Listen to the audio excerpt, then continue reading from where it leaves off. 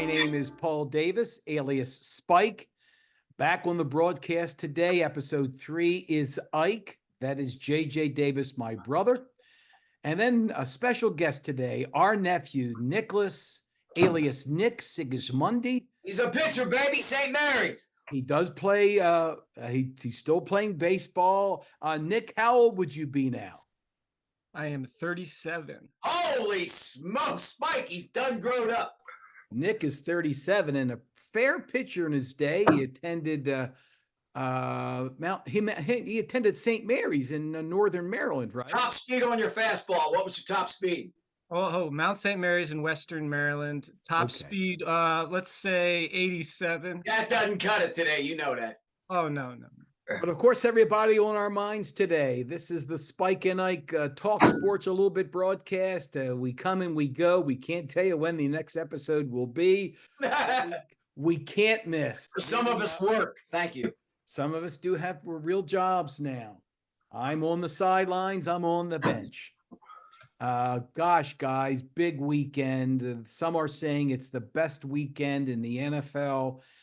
To help my wife, I call it the Final Four. She's always asking me, what game are you watching now? And when's it going to be over? And how many more games today? Well, we got 2 games left, and we know that at stake is a trip to the Super Bowl. The Ravens, we've got Nick on today, everybody, because he is based in Baltimore, Maryland, alias Charm City.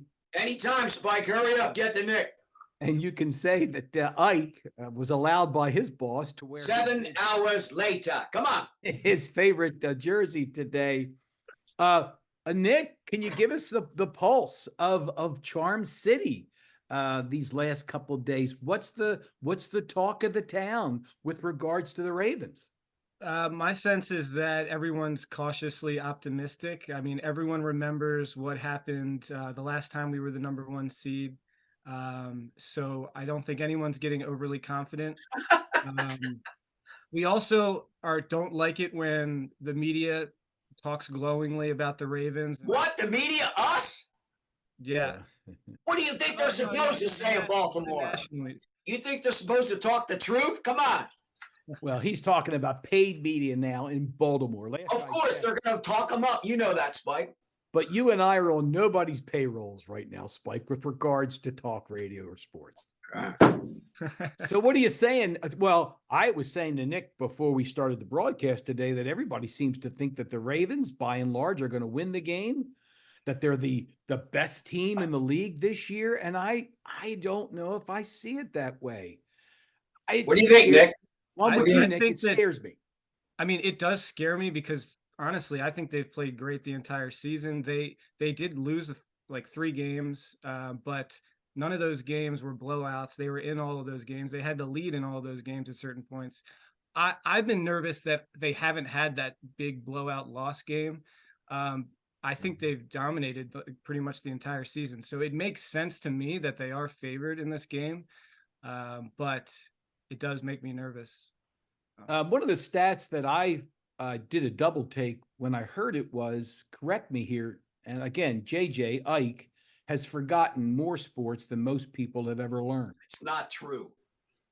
Is it me or is it since 1971, the last time that Baltimore hosted a conference championship? Oakland Raiders. What is not to say, of course, the remarkable thing about the Baltimore Ravens is that in their 20 plus years of existence, they've won the championship twice. That's right. There's 2 Super Bowls that they can hoist, and they've only been a franchise for 21 years. Nick, one of the things that I've always chided you about, there was a time in your life when you listened. Our nephew listened to every Orioles baseball game on the radio. It was something that connected you with your father. He loved the Orioles also. Mm-hmm. And then all of a sudden you made a switch to where you embraced the Ravens also. Has your habit changed a bit? Are you as diehard as you used to be? I definitely not as diehard as I used to be. When it comes to football, after 2012, I felt like I was just emotionally exhausted from watching all those games and putting my heart into them. So What? yeah, I just feel like I lost my yeah, I could not emotionally invest as much as I used to. And then with the Orioles, after our last manager left, I'm blanking on his name. Well, not Brandon Hyde, but Buck Showalter. Yeah, when Showalter left, like that was like the end of that run for us. And so yeah, that I definitely lost my interest. But then would you admit that you had gone overboard in oh your yeah, life? way too much. I remember like as a high schooler watching, I'd watch every game. And then when the weekends came around, Friday night, Saturday night, Sunday morning, I'd watch the Oriole games. And if they didn't win that day, then I was just Spike. I was depressed. Spike. What did Nick say to Rocky? He got what, Spike? You got civilized. He got civilized. He got married, right? He's got 2 middle infielders, William and Nathan. He's got a beautiful wife, Karen. He's in his late 30s. He got civilized, didn't he, Spike? Well, you feel better now. One of the big questions I was going to ask today is: do we Americans take our sports too seriously? I mean, for every Nick who has kind of said, "Okay, I'm going to I'm going to put this over here, and I'm going to have the rest of my life." There are many Americans, 5 more per one Nick, that still this weekend will live and die on every play in that game. And if the Ravens do lose, they will talk rudely to their wives. They will. That's easy for you to say, Spike. You don't know my wife. For me, the toughest part about Sunday is like the Ravens have the early game. When you want to watch the second game, which in this case is the Niners and the Lions, if your team loses, you're done. No, I'm going to watch, but I'm going to hate it every time Jim Nance, who's a friend of mine. That's right. You had to get that plug in, Spike. Says, in case you the Masters, he worked the Masters. Patrick Mahomes and the Chiefs have punched their ticket again to Las Vegas. Here's the thing. Can I talk? You know what I mean? I've only been sitting here for what, 20 minutes? Go ahead, Ike. What is that? A thermal underwear you're wearing underneath that shirt? I've worn this thing first time. Nick, we need sports now more than ever. It is an escape. We need it more so now than ever. Even if your Ravens lose, you got to understand, I'm from Baltimore. Diehard Orioles fan. Diehard Baltimore Colts fan. And having been away from Baltimore, I'm attached to the Ravens in name, but it's not ingrained in my soul and in my bloodstream like the Baltimore Colts was. Now, that being said, today's climate, no matter how you want to spin it, sports is more so now an escape than ever. Even if your team loses, most people are still going to watch that second game because football, the NFL, is the #1 sport. Well, you're an exception. You're not the rule. Yeah. You're an exception. You're not the rule. Football is the #1 pastime in America. Just look at the ratings. Okay, talk to the fans. So I think we need it more so now than ever. I could go on and on, but let's Spike take the next 20 minutes. Well, I have a different opinion on that. No. Yeah, I mean, I definitely agree that it is an escape, but I don't think it's healthy to need the football game to escape like whatever you're dealing with problem wise. Like you're right, the climate is terrible, but I think that we shouldn't use sports as a way to avoid dealing with that. It's just one way. That's all. It's not that's fair. That's fair. Let's talk about the ball game, the one that really is most important to us. Ravens, Chiefs. I live around gobs and gobs of. I am located an hour and 40 minutes from Arrowhead Stadium. All of my buddies are Chiefs fans. I will say to you that Patrick Mahomes is the best in the NFL. I'm afraid of him. And the running back for the Chiefs, Isaiah Pacheco, I think is key. I love his energy. I love his energy. He plays with energy. I mean, Kelsey and the Swifties, that's all secondary to me. So why'd you bring it up? What are you thinking about this game? What do you think? Nick, you talk, Nick. Okay. I wrote some keys to the game. That away, Nick. See, you look at Spike. He's all fishy. He's got the tie on. You can tell he's from the generation, Spike. I think it's important for the Ravens, and this might not be a surprise, to grab an early lead. I've never seen us be really good with Lamar when we go down early by a couple scores, and we haven't really had to do that this season. And when we've lost in the playoffs, it's usually because we go down early and then we just become one-dimensional. So that's important in my opinion, is grab an early lead and to continue to run the ball no matter what the score is. Right. Not give up on that too early.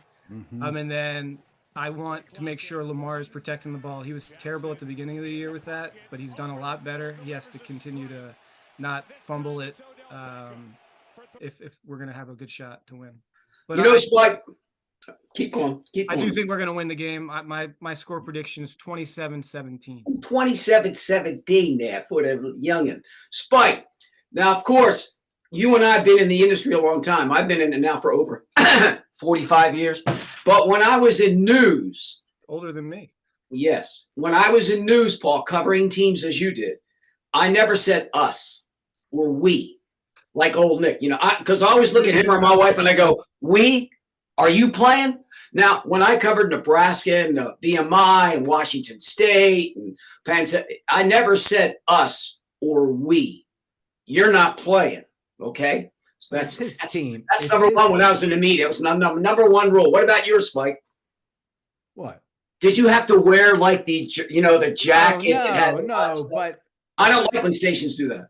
Boy, you haven't been paying attention. What happened to the wonderful young man who is a broadcaster for the Baltimore Orioles when all he did in the middle of the summer was talk about, with a full screen chyron, the struggles the Orioles had against the Tampa Bay Devil Rays in Tampa?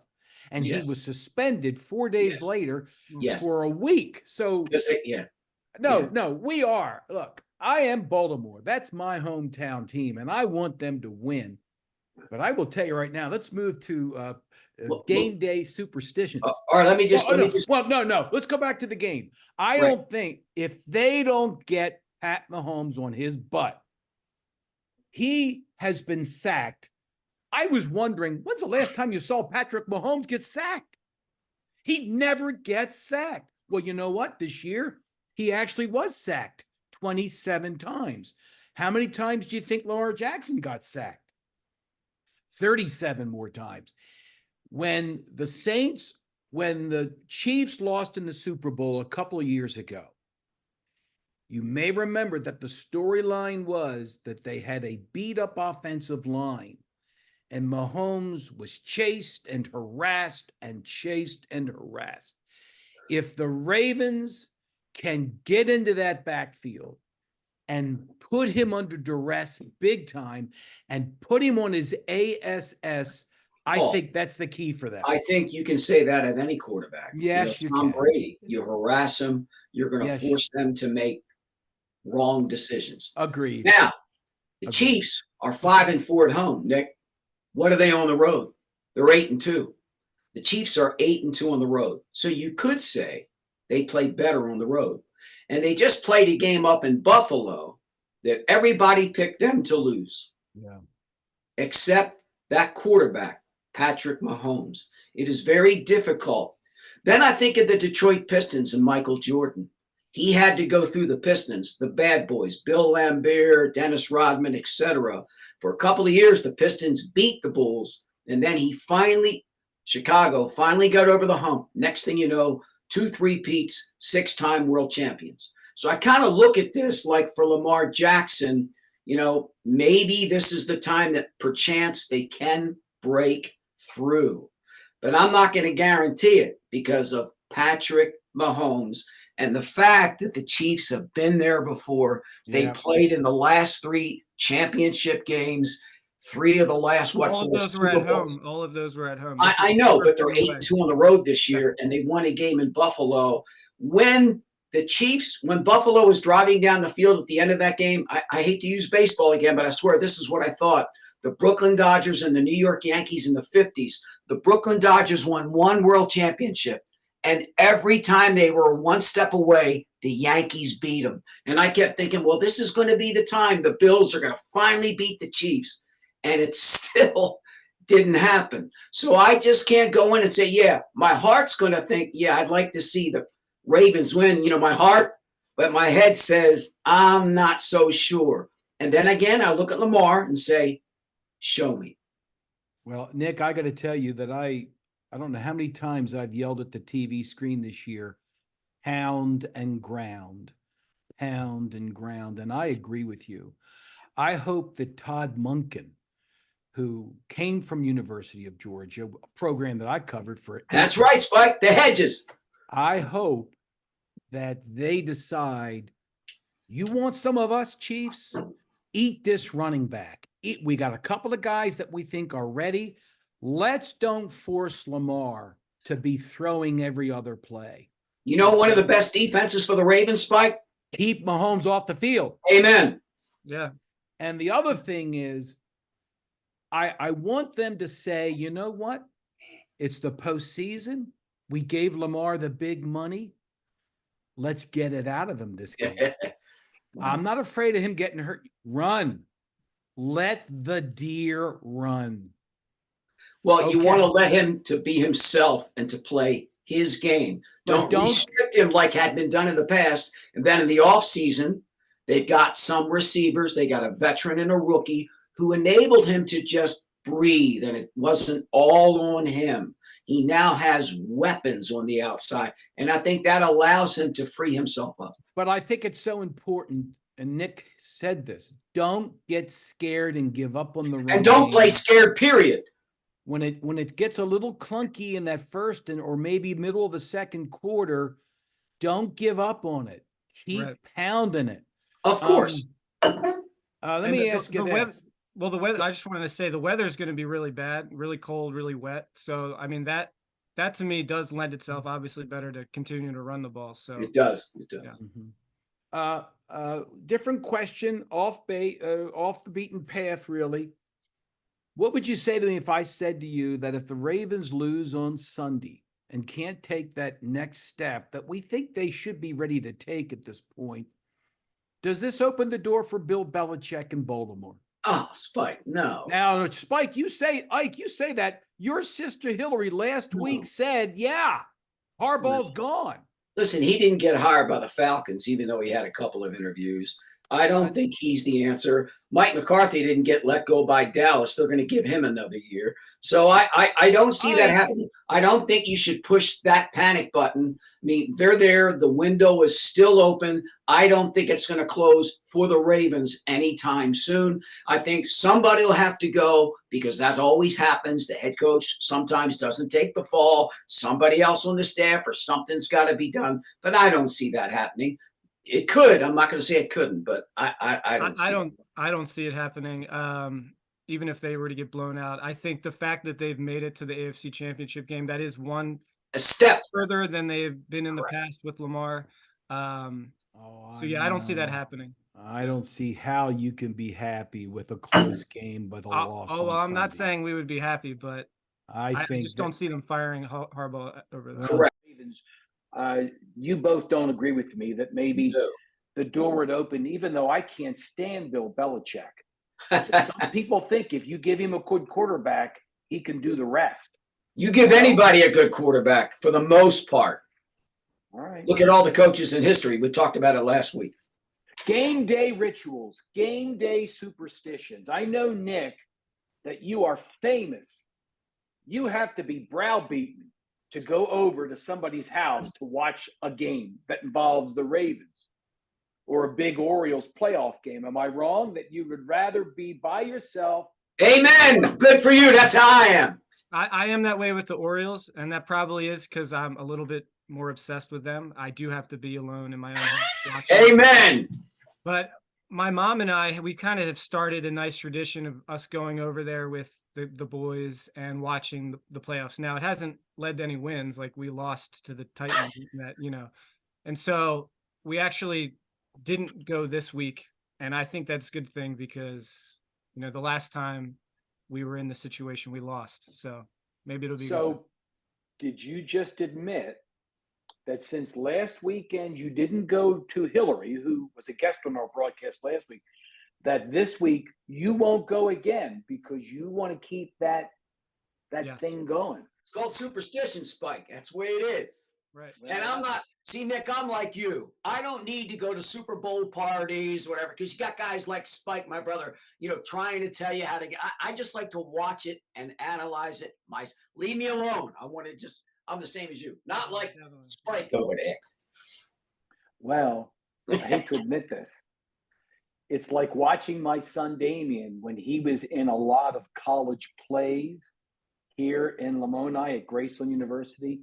I was on pins and needles in the audience because I was always afraid he was going to forget his lines. Yeah. And I didn't want to be there to see him fail. Likewise, there's a very good chance that on this Sunday, I will record the Ravens-Chiefs game. What do you think of that, Nick? Isn't that crazy? I will take a nap. Is that a diehard fan? Is that a what?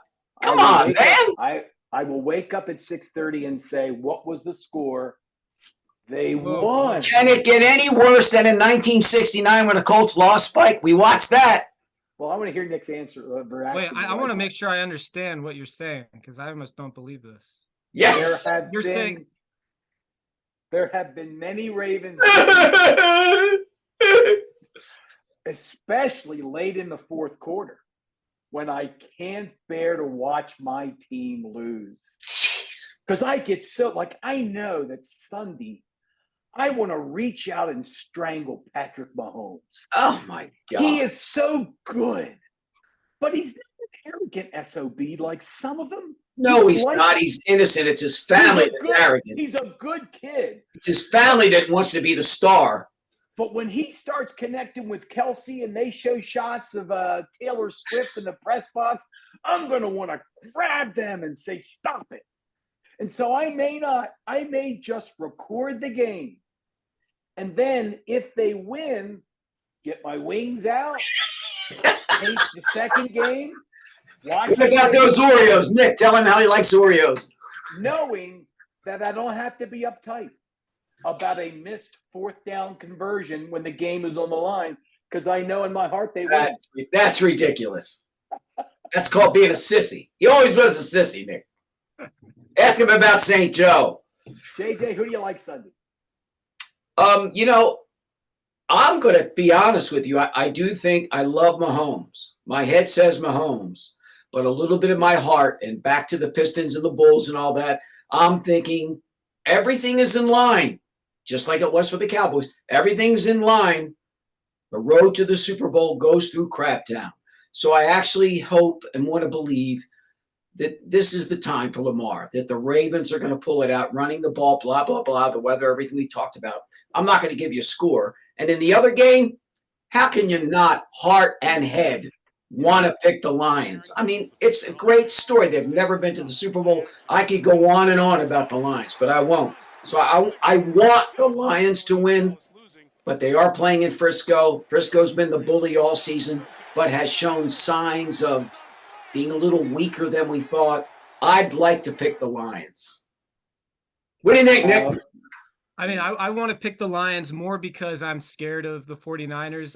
We got scary cats on I'm this. scared that we tick them off big time, and we're going to get their absolute best if we see them in the Super Bowl. So All that's it's got to do is rain. Okay.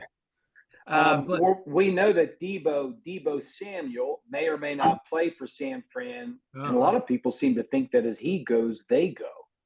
So that'll be something to watch. Have we heard the latest on Mark Andrews? Could he be usable? Can he be in the game on Sunday for the Ravens? Last week I thought he was going to play, and he didn't. I did read and hear, because I'm far away, that he's got to play us the championship game. If he's got any kind of being 80, 70, he's going to play. Even just to be a decoy, he's going to play.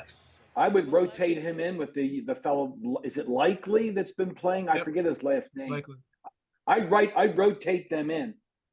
But I'd like to get Mark Andrews the ball like really soon, early in the game, just to see if he really does have it. That was what I was thinking. And to get Lamar involved, as they cliche say, a couple of short passes to give him confidence and all that stuff. But how about the Lions, Spike? I'm going to show my history now. Bobby Lane in the 50s, 57. He was the quarterback. The Lions won 3 NFL titles in the 50s, Nick. And Bobby Lane, they let him go, and he threw like a curse on him. He said, "You're not going to win." It's not proven. Nobody had, but he apparently said, "You're not going to win a game." And then they had my boy Joe Schmidt, Lem Barney, Barry Sanders, Alex Karras. Their only playoff win was, 91 against the Redskins? They lost. The Redskins killed them. I remember I watched that game. So based on their history, the blue-collar city, Detroit, and their history, I would love to see the Lions win. Here's a true fact. Guess who was the general manager, Nick, of the Lions in 57? Pete Rozelle. He left, became the commissioner of the National Football League, and we all know that's – I'm sorry. I've been thinking about that stuff, and I had to throw it in. You know what you just reminded me of? What, Spike? What did I remind you of? I was working in Baltimore when That's right. the expansion of the NFL He was there. on. That's right. And Jacksonville was up for a team. I forget the others, but I remember that Baltimore, we felt like we had enough history and reputation. Didn't they fly you to Jacksonville? No, then they sent Jerry Sandusky, and I had to hold down the fort back at Channel 11. And I remember when the news broke that Jacksonville got the last franchise and Baltimore finished out of the money. We did an interview with Paul Tagliabue, and one of our reporters asked him, "How can you explain that Baltimore wouldn't get a franchise?" And Tagliabue said something like, "Well, some cities need to consider that maybe they would be better suited to use their money, their civic money, on museums or rebuilding architecture in their downtown." And I've never forgotten it. And I've thought about how over the— Did he know the history of Baltimore and pro sports? Of course he did. Of course he did. Okay, so anyway, I'm just so proud that over 21 years, the Ravens have won the thing twice. JJ, we have a caller that reached out to us through email. Who? That likes it when you and I talk about crazy moments, moments that when we worked in television. That's correct. And well, so I'm still in it, Spike. I'm still in it, okay? Let's be honest. You're not working on a commercial television. Right. I don't have deadlines. I have to sweat getting that stuff done. You do publish stuff every week. Every day. Martin Luther King today, I'm doing a story. So anyway, but by and large, we're kind of, in the final chapter of our broadcasting careers. He said it, Nick, not me. Keep going. Can you remember something that happened to you when you were on the air? Yep. You've never forgotten it. Would you share that story? Well, it's a PG show. And I was living on the beach. I won't tell you where, but that's a hint. I was living on the beach. I was young, early 80s. And you know how the teleprompter, I've always said, if you can't read off a teleprompter, you shouldn't be an anchor. You can always tell when the teleprompter dies, because then it's get back. I'm like, yeah, the prompter died. They're screwed.